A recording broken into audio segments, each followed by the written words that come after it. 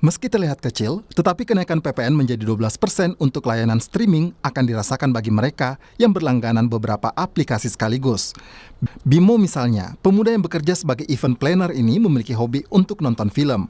Bimo berlangganan hampir semua aplikasi streaming film, termasuk aplikasi musik, untuk referensi pekerjaannya. Menurut Bimo, kenaikan PPN akan berdampak pada pengeluarannya. Mungkin kenaikannya kalau dilihat dari satu platform tuh tidak begitu signifikan gitu. Tapi ketika punya banyak platform itu cukup terasa gitu. Apalagi kalau kita hitung, kita kalkulasiin dalam waktu 1 tahun gitu. Biasanya kita langganan dalam 1 tahun kan gitu. Kenaikannya ketika diakumulasi tuh cukup terasa banget. Di media sosial, penolakan PPN 12% juga disuarakan oleh warganet. Kami kutip dari laman change.org, petisi meminta pemerintah membatalkan kenaikan PPN 12% telah mencapai 121.000 tanda tangan pada pukul 4.30 sore tadi. Jumlah warga yang menolak kenaikan PPN 12% naik signifikan dari sehari sebelumnya yang baru ditandatangani 42.000 lebih. Tidak hanya penolakan di media sosial, warga juga berunjuk rasa di seberang Istana Merdeka menyampaikan petisi menolak kenaikan PPN 12%. Inisiator petisi meminta pemerintah membatalkan kenaikan PPN 12%. Beberapa dari mereka diminta untuk masuk ke Sekretariat Negara menyampaikan tuntutannya didampingi petugas keamanan. Koordinator aksi menyebut bahwa ada upaya untuk meredam kenaikan PPN 12% dan dibuat tidak begitu hebat, seolah biasa saja.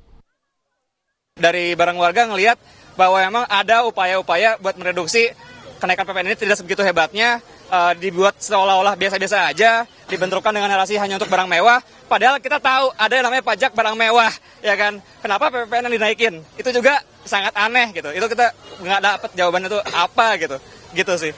Iya, harus dibatalkan karena dampaknya sangat luas gitu ya. Saya nggak perlu mention satu lagi, udah banyak ahli yang ngomong juga, dan ya harusnya didengarkan ya, harapannya ya itu doang sih.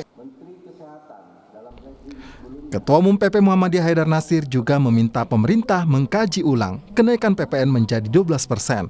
Haidar meminta setiap kebijakan yang dirumuskan harus berlandaskan keadilan sosial.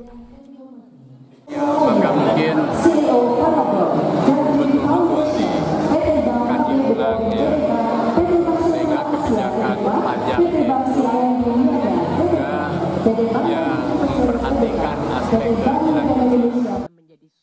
Menteri Keuangan Sri Mulyani menyebut PPN 12% akan dikenakan untuk barang-barang mewah atau premium seperti bahan pangan premium serta jasa pendidikan dan kesehatan premium.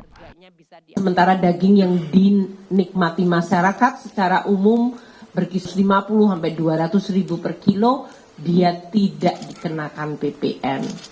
Demikian juga dengan kategori barang-barang yang memang dikategorikan sebagai mewah premium dan dikonsumsi terutama untuk kelompok yang paling mampu akan dikenakan PPN. Jasa pendidikan yang premium yang dalam hal ini pembayaran uang sekolahnya bisa mencapai ratusan juta, kesehatan yang premium, dan PPN untuk pelanggan listrik 3.500 hingga 6.600 VA dikenakan PPN. Bank Indonesia memperkirakan kenaikan PPN menjadi 12% tidak akan berdampak besar pada laju inflasi tahun 2025. Meski diperkirakan akan menyumbang inflasi sekitar 0,2%, menurut Bank Indonesia angka ini tidak besar karena masih sesuai sasaran. Berdasarkan historisnya sekitar 50%-an yang di-pass-through. Nah, hitungannya ini mengakibatkan sekitar penambahan inflasi 0,2%. Tetapi apakah ini besar? Jawabannya tidak. Karena hasil perhitungan kami dari proyeksinya dia sekitar sedikit di atas dari 2,5 plus minus 1% dari target inflasi kita di 2025. Kenapa itu bisa terjadi? Karena jangan lupa juga ada faktor-faktor lain yang mempengaruhi kan. Nah, bagaimana dampaknya kalau kepada PDB? Kalau hitungannya langsung juga nggak terlalu besar, sekitar 0,02 sampai 0,03. Tetapi sekali lagi kita jangan hanya menghitung seperti itu. Saat ini pemerintah tengah menyusun kriteria barang-barang yang akan dikenakan kenaikan PPN 12%. Tim Liputan, Kompas TV.